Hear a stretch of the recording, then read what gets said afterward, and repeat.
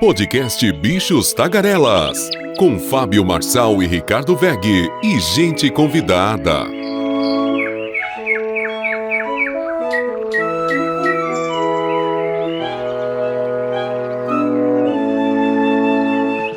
Está começando mais um Bichos Tagarelas, quarta-feira, dia 21 de fevereiro de 2024, uma quarta-feira. Primeira turma do Supremo Tribunal Federal volta a negar vínculo de emprego a entregadores de aplicativos. Senado aprova projeto que restringe saidinha de presos. E daí, você é a favor ou contra? Proprietário ou inquilino, quem deve pagar o IPTU? Boletim da ONU.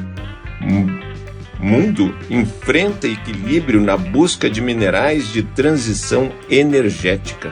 E o Voo a Brasil não assegura o preço menor e terá só bilhete que já custa até R$200. Ou seja, ficamos na mesma.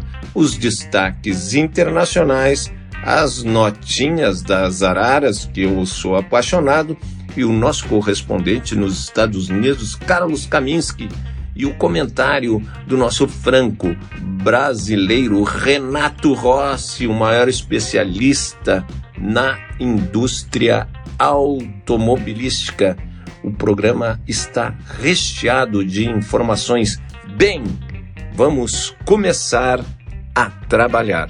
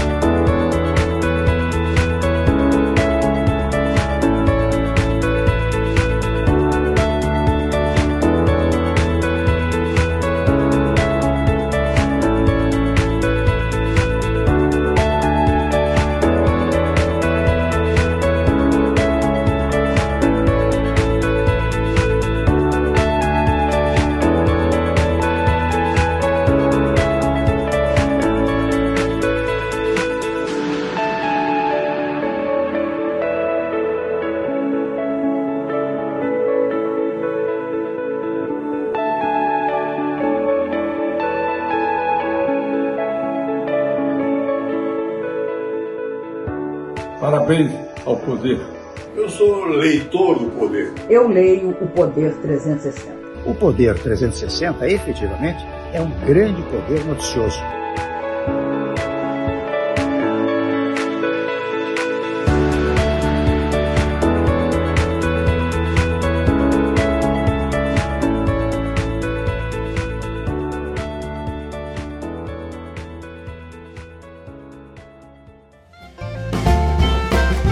Podcast Bichos Tagarelas.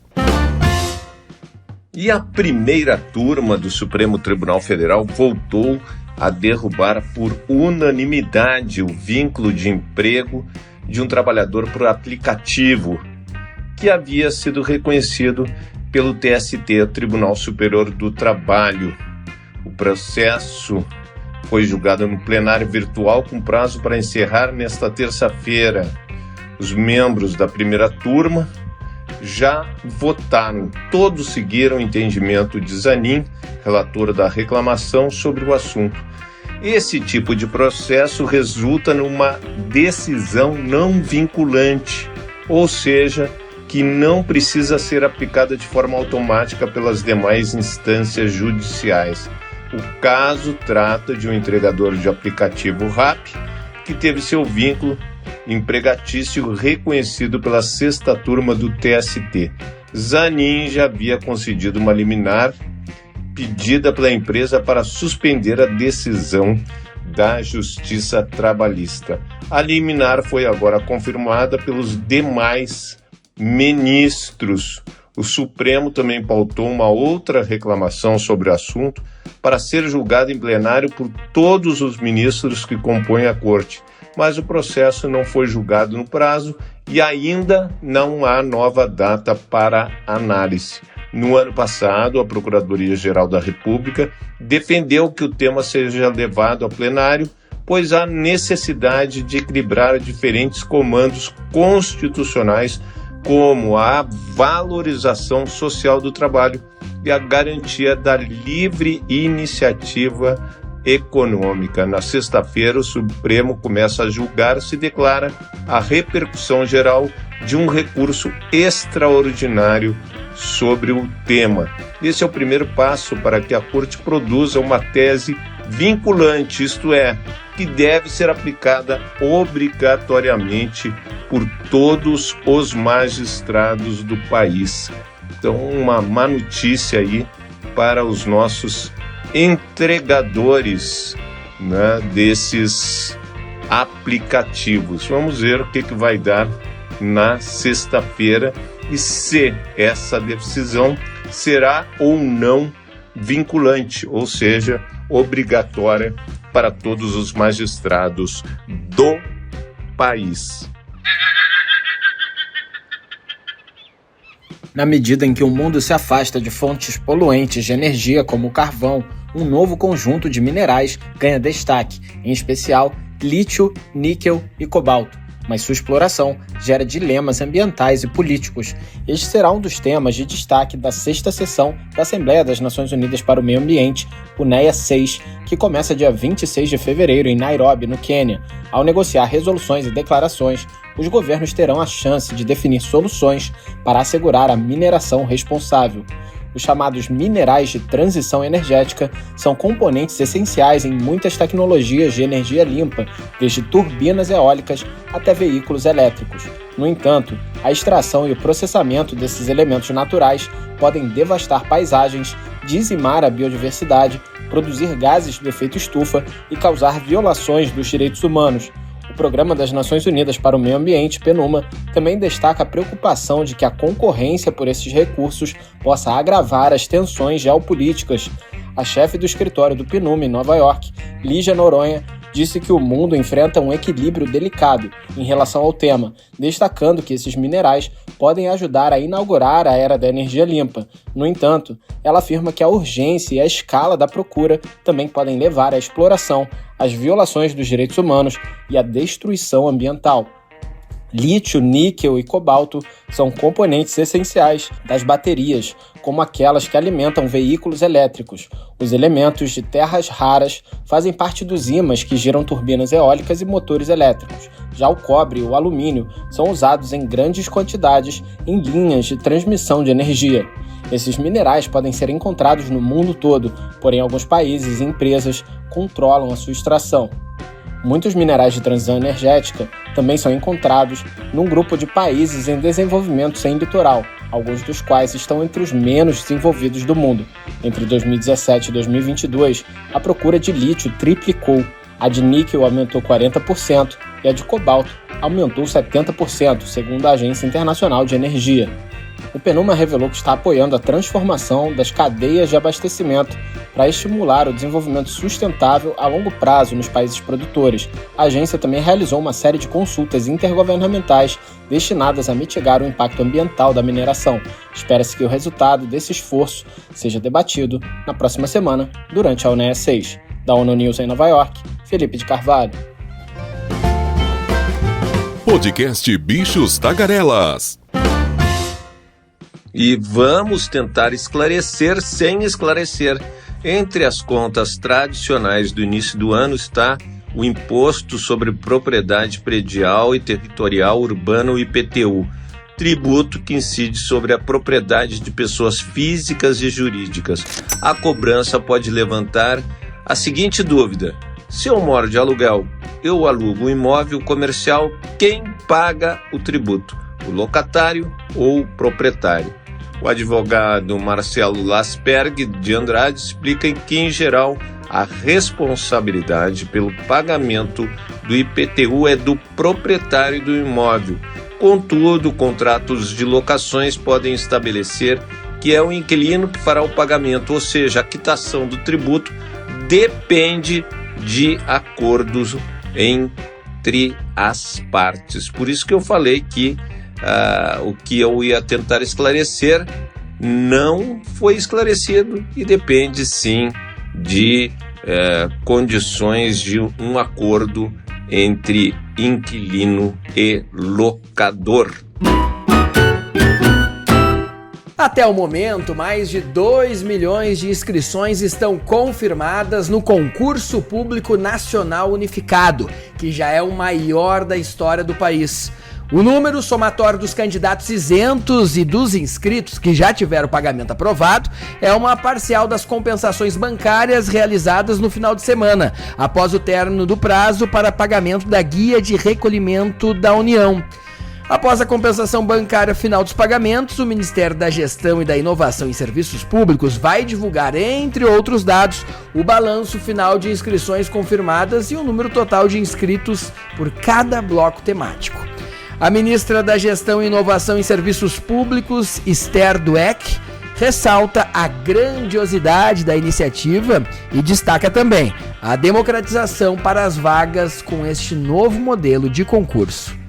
Então, na nossa visão, a gente vai conseguir selecionar os grandes talentos aí que estão espalhados pelo Brasil inteiro para fazerem parte do Estado brasileiro e, com isso, qualificar ainda mais a nossa capacidade de fazer coisas e pessoas com realidades distintas que ajudam também a inovar na política pública. Para a gente, isso é realmente um grande diferencial desse concurso, faz parte do nosso processo de construção e reconstrução do Estado brasileiro. Com o número de inscritos que pagaram, mais os 600 mil candidatos com direito à isenção, o Concurso Público Nacional Unificado já é o maior seletivo de vagas na administração pública na história. O objetivo é promover a igualdade de oportunidades de acesso aos cargos públicos efetivos. O resultado definitivo será anunciado em 30 de julho. A etapa de convocação para a posse e a realização de cursos de formação começará dia 5 de agosto. De Brasília, Voltaire Santos e Rafael Borges. Podcast Bichos Tagarelas. E o Senado Federal aprovou por 62 votos favoráveis, 2 votos contrários e uma abstenção, um projeto de lei que restringe a saidinha, o benefício que permite a saída temporária de presos em datas comemorativas. O texto agora voltará para a Câmara dos Deputados, que havia proposto o fim integral das saidinhas, antes dele ser encaminhado para a sanção ao veto do presidente Lula. A autorização hoje é dada aos detentos que tenham cumprido ao menos 1/6 da pena, no caso da primeira condenação, e 1/4 quando reincidentes. As saidinhas ocorrem até 5 vezes por ano e não podem ultrapassar o período de 7 dias. O texto do Senado veda a concessão de casos de crime hediondo ou cometido com violência ou grave ameaça. A alteração proposta pelo senador Sérgio Moro e acatada pelo relator Flávio Bolsonaro ainda permite que o benefício só para presos que frequentarem o curso supletivo profissionalizante, ensino médio ou superior. Uma das principais discussões ocorreu em torno de um destaque do senador Fabiano Cantarato, líder do PT na Câmara. Ele pediu para, no Senado, líder do PT no Senado, ele pedia para que os presos por crimes inafiançáveis como tortura, tráfico de entorpecentes, terrorismo, lei de segurança nacional, crimes hediondos e racismo também tivessem o benefício vetado. O PT e o governo e a bancada feminina foram os únicos que não orientaram o voto favorável ao projeto e liberaram suas bancadas para a votação. Então é um tema que vai passar ainda pela Câmara dos Deputados e que pode ser vetado pelo presidente Lula. E qual é a sua opinião? Você é a favor das saidinhas ou não? Podcast Bichos Tagarelas. O programa Comunica BR atualizou nesta segunda-feira os dados deste ano já disponíveis dos programas e políticas públicas do governo federal. O cidadão brasileiro pode acessar as informações sobre as entregas mais atualizadas em sua cidade e no seu estado de programas federais como Crédito Rural, o Brasil Sorridente e o Mais Médicos, além de vários outros. Poderá ainda consultar sobre as transferências de recursos para estados e municípios já efetivadas neste início de ano, assim como explica o ministro-chefe da Secretaria de Comunicação Social, Paulo Pimenta. Qualquer pessoa pode digitar em Comunica BR, ela pode entrar em qualquer cidade do país, ela digita o que ela quiser, aparece em tempo real o investimento. Quantos médicos do Mais Médico tem em Santa Maria? 26. Quantas unidades básicas de saúde de Santa Maria recebem recurso do governo federal? 40. Quantas equipes de Brasil Sorridente, atendimento odontológico pelo SUS, nós temos em Santa Maria? 7. Quanto foi repassado para ajudar a complementar o piso nacional de enfermagem? Quantas pessoas foram beneficiadas da farmácia popular? Tu tem todas essas informações. E aí, tu clica em cima, ela gera um card na hora. Então aquele tio, aquela tia que fica repassando fake news, né? Às vezes do grupo da família. O governo federal não fez isso, não fez aquilo. Entra no Comunica BR, aperta em cima, gera o card, dá um clique, já manda direto pro grupo da família para parar aí a divulgação de fake news, né? Qualquer cidade, tu pode gerar relatório por estado, tu pode gerar por área e tu pode gerar em cada... Esse aqui é o relatório do estado, vou dar pra ti, presidente. Isso aí você pode acompanhar em tempo real. Sabe por que isso é bom? É muito bom, porque se aparece aí, tem que fiscalizar para ver se na prática está acontecendo na cidade. Tem 26 médicos do Mais Médico aqui na cidade. Onde é que eles estão trabalhando? Qual é as unidades que eles trabalham? Né? Transparência total. Isso é uma determinação do presidente Lula. Isso é revolucionário. Comunica BR é a maior ferramenta de transparência da gestão do dinheiro público.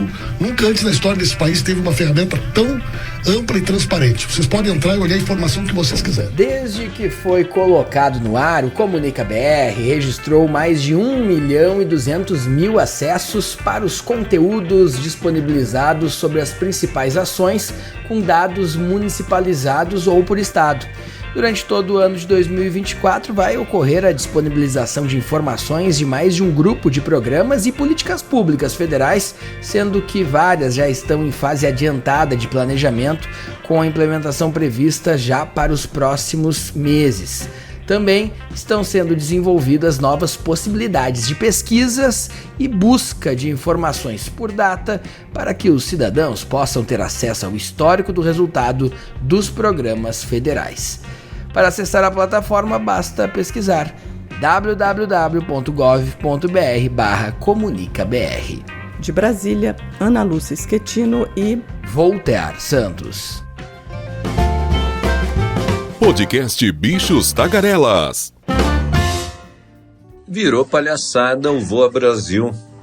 Programa com a promessa de tornar viagens de avião mais acessíveis à parte da população e que deve ser lançada em breve pelo governo, não garante passagens mais baratas e vai apenas reunir bilhetes que já custam até R$200.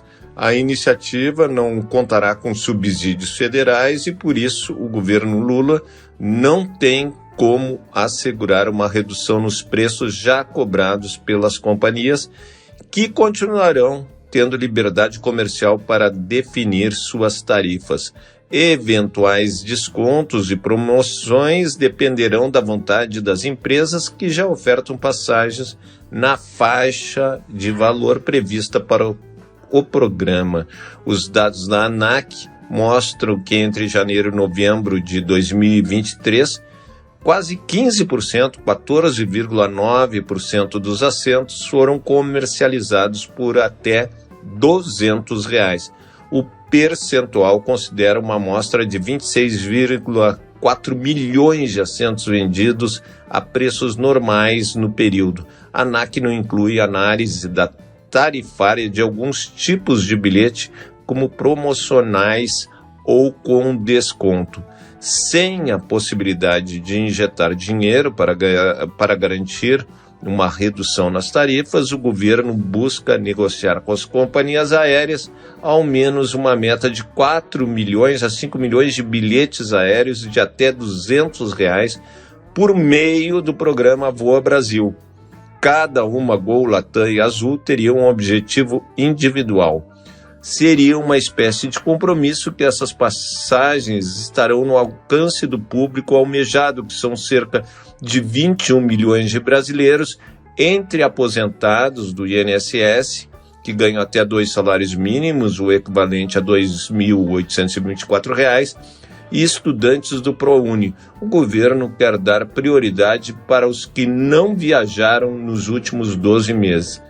Olha, resumindo para nós, isso é uma palhaçada, porque, as companhias já praticam esses valores de até R$200.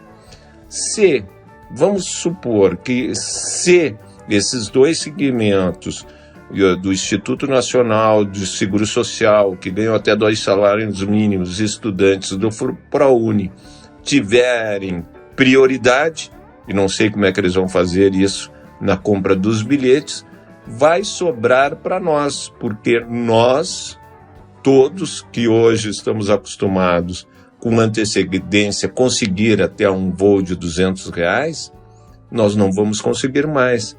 Então, é aquilo, o cobertor é curto, você aquece ali os aposentados do INSS até 2.824, os estudantes do ProUni, e você fica no frio, fica sem o cobertor não dá para todo mundo. E isso é mais uma daqueles programas que não vai dar em nada ou vai prejudicar outro segmento que pode ser você. Podcast Bichos Tagarelas. E o nosso correspondente em Nova York, Carlos Kaminski, que está congelado. Na semana que vem mostraremos um filme do Carlos Kaminski praticamente congelado. Está muito frio em Nova York. Vamos lá, Kaminski!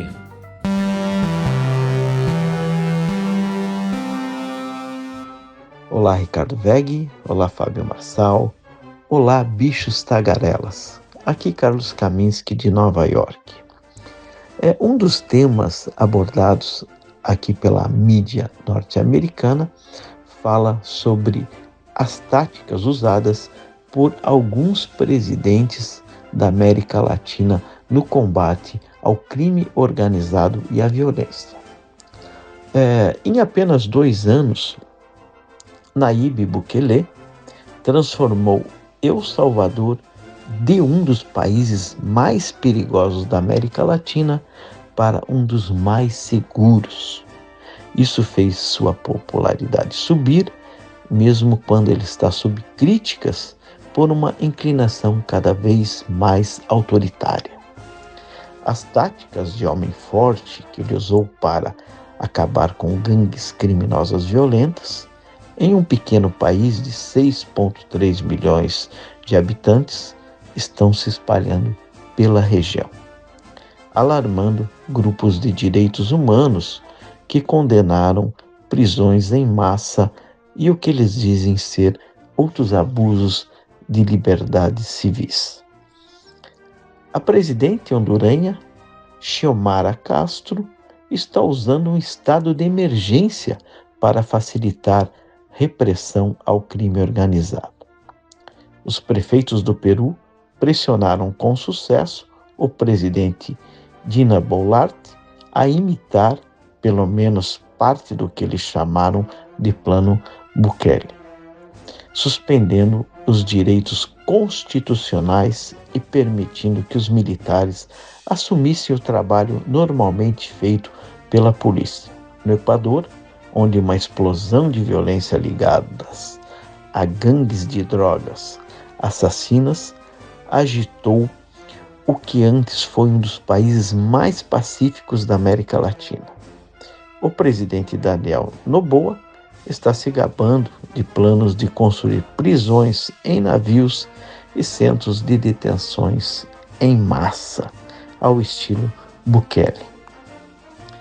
Tudo isso colocou o índice de aprovação de Bukele em cerca de 90%.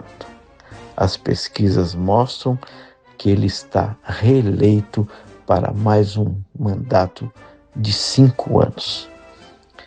Em um ranking de liberdades civis compilado pela Economist Intelligence Unit, apenas Nicarágua, Venezuela e Cuba se saem pior que El Salvador entre os países da América Latina. No entanto, os salvadorenhos dizem que estão mais felizes com sua democracia do que os cidadãos de qualquer outro país da região, de acordo com uma pesquisa do Latino Barômetro de 2023. Mais de 60% dos salvadorenhos estão satisfeitos, 5 vezes a taxa para peruanos e equatorianos. A região da América Latina e do Caribe continua sendo a mais violenta do mundo, respondendo por 8% da população global, mais 29% dos assassinatos, de acordo com o Instituto Igarapé do Brasil, que usa dados das Nações Unidas. Em 2002, a taxa de homicídios de El Salvador despencou mais da metade, de acordo com os dados mais recentes compilados pelo Monitor de Homicídios da Igarapé. Essa informação eu deixo aqui a todos o meu forte abraço. E a parte do programa que eu mais gosto, as notinhas das araras. Para vocês saberem uma coisa, por que notinhas das araras?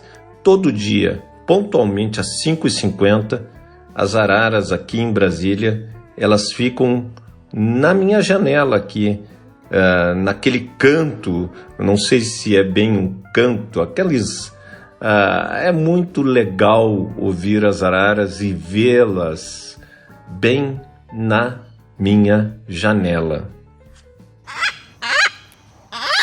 E um dos segmentos do programa que eu mais adoro são as notinhas das araras. E vamos lá, aliados do ex-presidente Jair Bolsonaro divergem sobre convidar o embaixador de Israel no Brasil, Daniel Zonshine, para a manifestação que vai ocorrer no dia 25.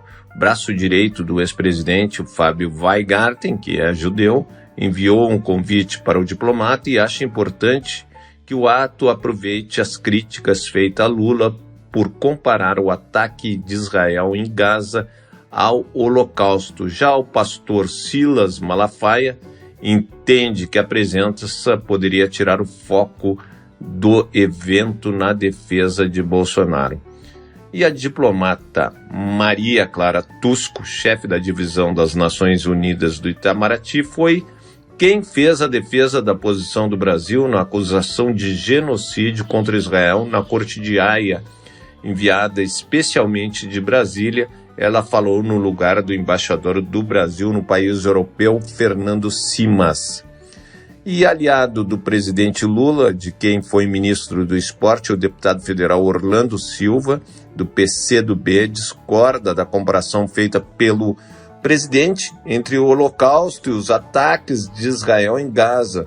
O Holocausto, foi um episódio dramático da história e não tem paralelo. Ponto final.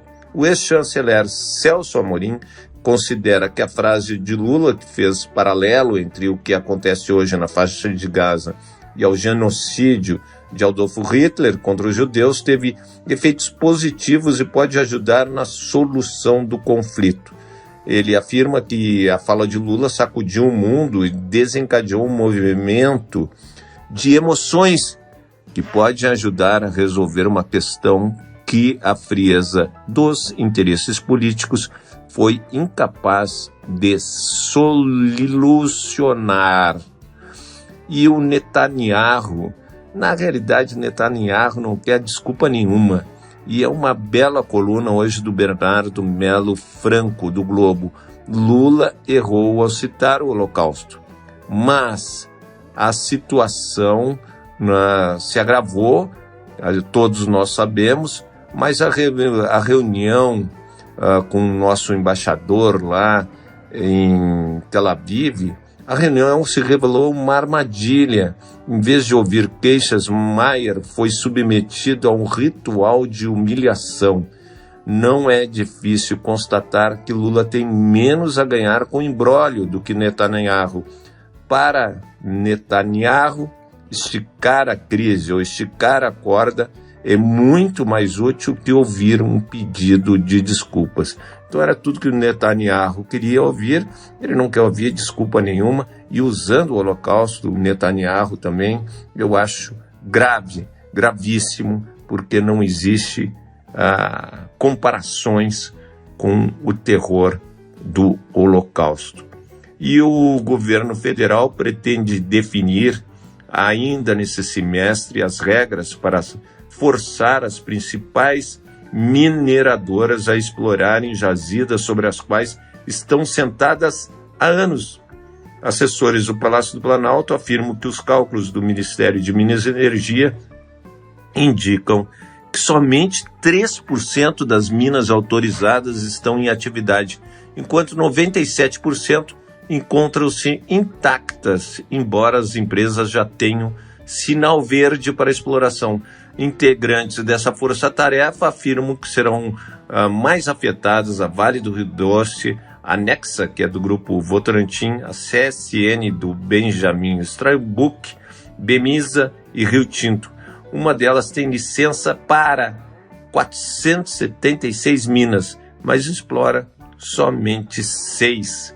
A gente tem que saber por que isso está acontecendo.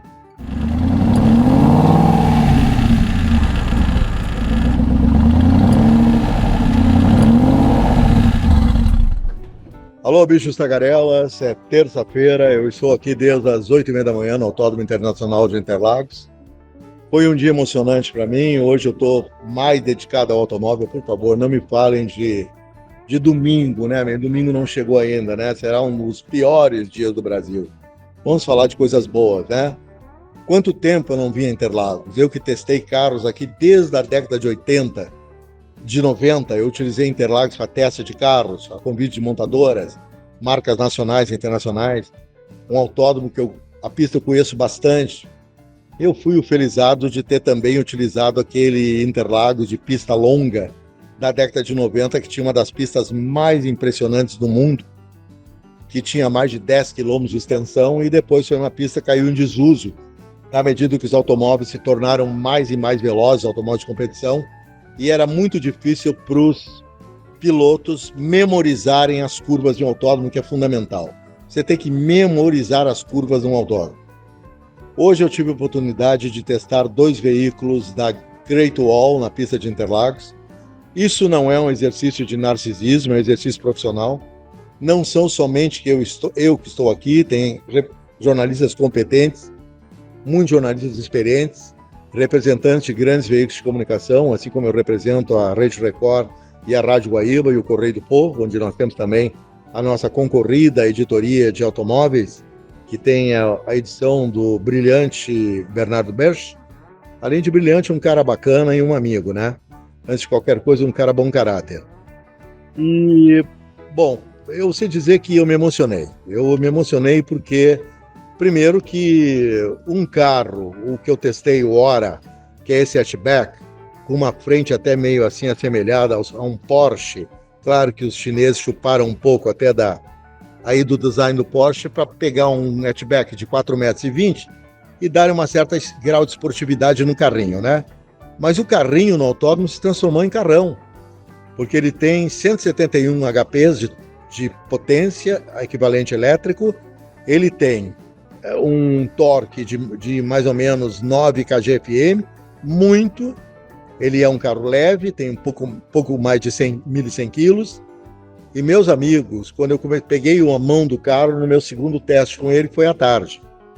Foi às 12 horas, quando eu peguei o carro, fui para a pista, não estava ainda chovendo em São Paulo, depois começou a chover torrencialmente, aí a pista ficou inundada, mas eu fui aumentando e aumentando a velocidade do carro em pista e o carro mostrando todos os seus benefícios para o motorista.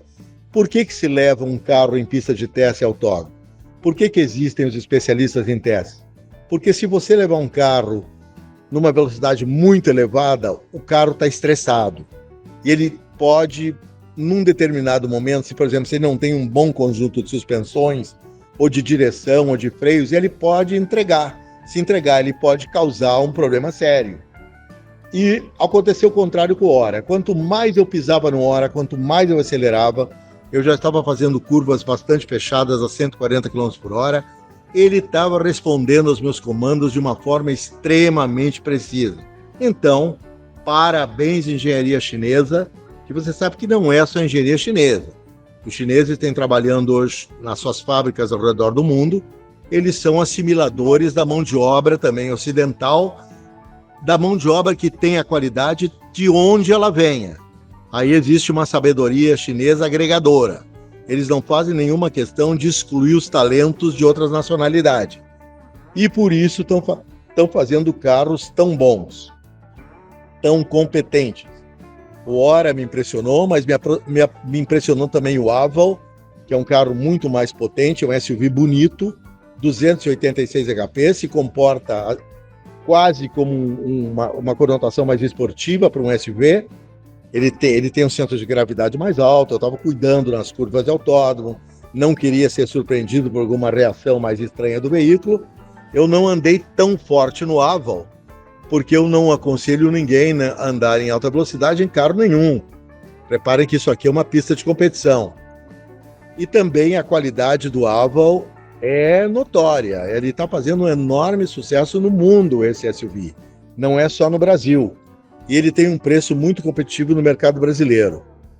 Os chineses realmente vão comandar o mundo, sim, em termos de automóveis. Os grandes executivos das indústrias automobilísticas, como Oliver Blume e outros, Oliver Blume é o presidente mundial, CEO da Volkswagen e presidente mundial da Porsche. Em seguida, as declarações, ele tem falado que os europeus têm que evoluir rápido para não deixarem o domínio total dos chineses. Ele respeita muito essa indústria automobilística eletrificada da China. Lembrando que a Volkswagen, em termos de eletrificação, ela hoje é a primeira marca ocidental. Ela tem já 8 modelos elétricos. Eu lembro que aquelas marcas que não são muito a favor do elétrico são as menos eletrificadas.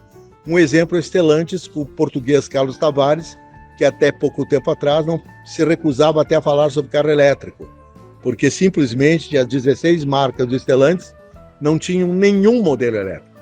Tinha um modelo elétrico, não existia modelo elétrico. Eles fizeram híbridos, 2 híbridos, que foram o Compass e o Renegade híbridos, fabricados na Itália, na unidade industrial de Melfi. Eu andei na semana passada no Compass híbrido, muito bom, não tem que se criticar, o carro é ótimo, agora é caro também aqui no Brasil, custa em torno de 330, 340 mil, enquanto que os chineses estão colocando carros elétricos aí já 150 mil no mercado brasileiro. E um Aval não custa mais de 250 mil. Então, preços que já são competitivos. Mas a meta dos fabricantes chineses e também de todos os fabricantes é substituir em pouco tempo à frente o lítio por material mais em conta, por minerais finos, mas que não custem tão caro e sejam de tão difícil extração como o lítio, para tornar os carros mais baratos, já que o carro elétrico, 40% do carro elétrico, o preço vem da bateria. Só posso dizer que foi uma experiência extremamente gratificante, né? Preparo meu espírito com uma coisa ótima, andando em alta velocidade no autódromo, que é o lugar para se andar em alta velocidade. Comprovei a segurança do Hora e a segurança dinâmica do Aval. Isso me deixou feliz, sinal que os chineses que chegam ao Brasil são sérios, comprometidos em produzirem bons carros. vão gerar empregos para brasileiros, vão gerar tecnologia aqui no Brasil, o que é ótimo. Então não tem que criticá-los, né? Tem que deixar eles agirem não livremente no Brasil, logicamente, né? No momento, o imposto de 35% atingiu também a Great Wall e atingiu a BYD. Eles não gostaram disso, porque os chineses estão fazendo grandes investimentos. As duas em conjunto já investiram mais de 7 bilhões de reais aqui no Brasil.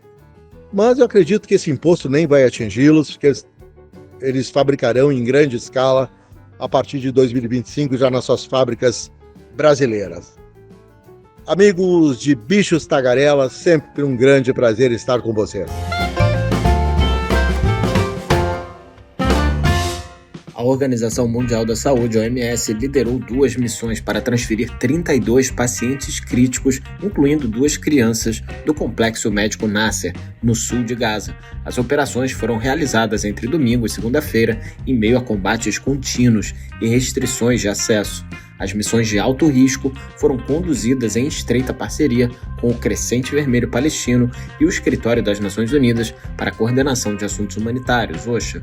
A transferência de pacientes foi solicitada pela equipe do hospital depois que a unidade ficou fora de funcionamento após uma operação militar em 14 de fevereiro, realizada na sequência de um cerco que durou uma semana. Pacientes em estado bastante frágil foram transferidos em meio a um conflito ativo perto do comboio de ajuda. As condições das estradas dificultavam a rápida circulação das ambulâncias, colocando ainda mais em risco a saúde dos pacientes. O Hospital Nasser não tem eletricidade ou água corrente, e o lixo médico e demais dejetos estão criando um terreno fértil para doenças. A equipe da OMS disse que a destruição ao redor do hospital é indescritível. Estima-se que 130 pacientes doentes e feridos e pelo menos 15 médicos e enfermeiros permaneçam dentro do hospital, e a OMS teme pela segurança e bem-estar deles. A agência considera o desmantelamento e degradação do Complexo Médico Nasser um golpe duro para o sistema de saúde de Gaza. As unidades da Zona Sul já estão funcionando muito além da capacidade máxima e mal conseguem receber pacientes adicionais. Nesta terça-feira, o Programa Mundial de Alimentos, PMA, anunciou a interrupção das entregas de ajuda alimentar no norte de Gaza, até que sejam criadas condições que permitam as distribuições seguras. As entregas foram retomadas no domingo, após uma suspensão de 3 semanas. O plano era enviar 10 caminhões de alimentos por 7 dias seguidos, para ajudar a conter a onda de fome e desespero e começar a construir confiança nas comunidades de que haveria comida suficiente para todos. No entanto, no domingo, quando o PMA iniciou a rota em direção à cidade de Gaza, o comboio foi cercado por multidões de pessoas famintas perto do posto de controle de Wadi Gaza. As equipes de ajuda sofreram várias tentativas de invasão do comboio por pessoas que tentavam subir a bordo dos caminhões. Depois, ao entrar na cidade de Gaza sob tiros, os profissionais do PMA conseguiram distribuir apenas uma pequena quantidade de comida ao longo do caminho. Os últimos relatórios confirmam a queda vertiginosa de Gaza para um quadro de fome. O PMA buscará maneiras de retomar as entregas de forma responsável o mais rápido possível. A agência defendeu uma expansão em grande escala do fluxo de assistência para o norte de Gaza para evitar desastres. Da ONU News em Nova York, Felipe de Carvalho.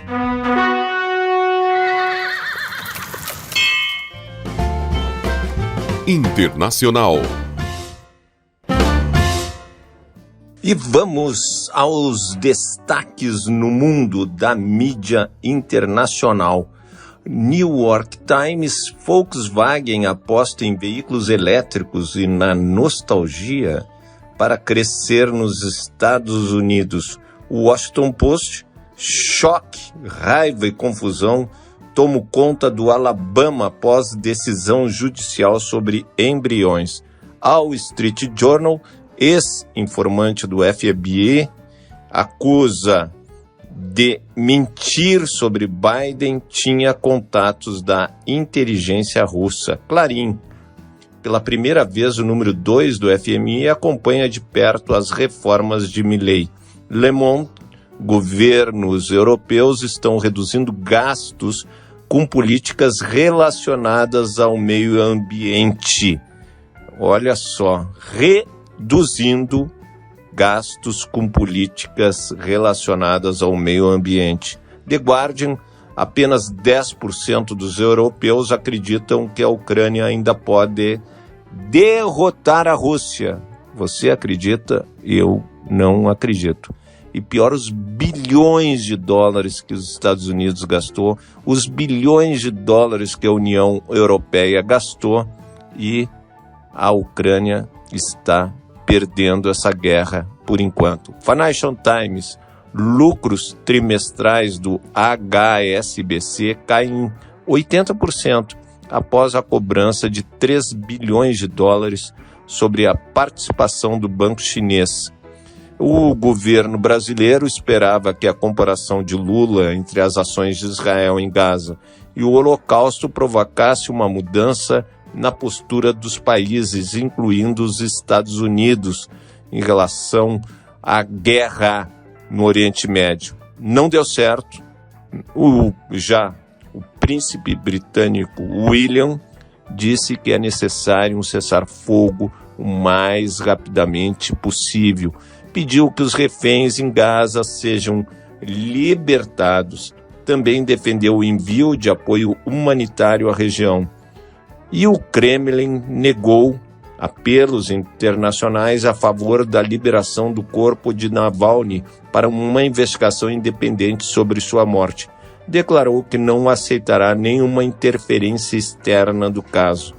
Se o governo russo não tivesse sido responsabilizado por uma dezena de assassinatos, de opositores, até acharíamos uma decisão normal. Ocorre que não é bem assim.